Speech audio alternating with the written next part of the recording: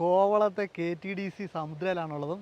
അപ്പോൾ ഇന്നത്തെ വീഡിയോയിൽ നിങ്ങൾ എന്താണ് പറയുക, ഇവിടെ വെച്ച് നടക്കുന്ന വെഡ്ഡിങ് ഫങ്ഷൻസ് ഉണ്ടല്ലോ, ഒരുപാട് കല്യാണങ്ങൾ ഇവിടെ നടക്കാറുണ്ട്. അപ്പോൾ അതിൻ്റെ കുറച്ച് കാഴ്ചകളാണ് ഇന്നത്തെ വീഡിയോയിൽ കാണിച്ചു തരുന്നത്. അപ്പോൾ നിങ്ങൾക്കോ നിങ്ങളുടെ ഫ്രണ്ട്സിനൊക്കെ അവരുടെ മാരേജസ് അല്ല റിലേറ്റീവ്സിൻ്റെ മാരേജസ് ഒക്കെ ഇവിടെ വെച്ച് നടത്താനുള്ള ഓപ്ഷൻ ഉണ്ട്. അപ്പോൾ ഞാൻ നമ്പർ ബാക്കിയുള്ള ഡീറ്റെയിൽസൊക്കെ തരാം.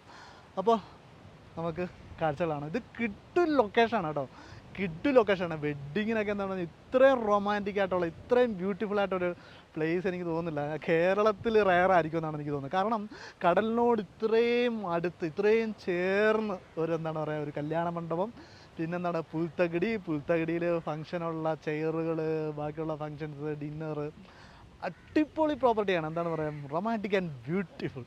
തീർച്ചയായിട്ടും എന്താണ് പറയുക, ഈ ഒരു ഡെസ്റ്റിനേഷൻ നിങ്ങൾക്ക് എന്താണ് നിങ്ങളുടെ മാരേജിനോ മറ്റേതെങ്കിലും ഫംഗ്ഷനോ ഒക്കെ യൂസ് ചെയ്യുക. അപ്പോൾ എനിക്ക് ഇത് കാണുമ്പോൾ എനിക്കുണ്ടാകുന്ന എക്സൈറ്റ്മെൻറ്റ്, എനിക്കുണ്ടാകുന്ന സന്തോഷമൊക്കെയാണ് പ്രേക്ഷകരായിട്ട് ഷെയർ ചെയ്യുന്നത്. നിങ്ങളൊന്ന് കണ്ടു നോക്കൂ. നിങ്ങളിത് കാണുമ്പോൾ തന്നെ നിങ്ങൾക്ക് എന്തായാലും സന്തോഷം വരും.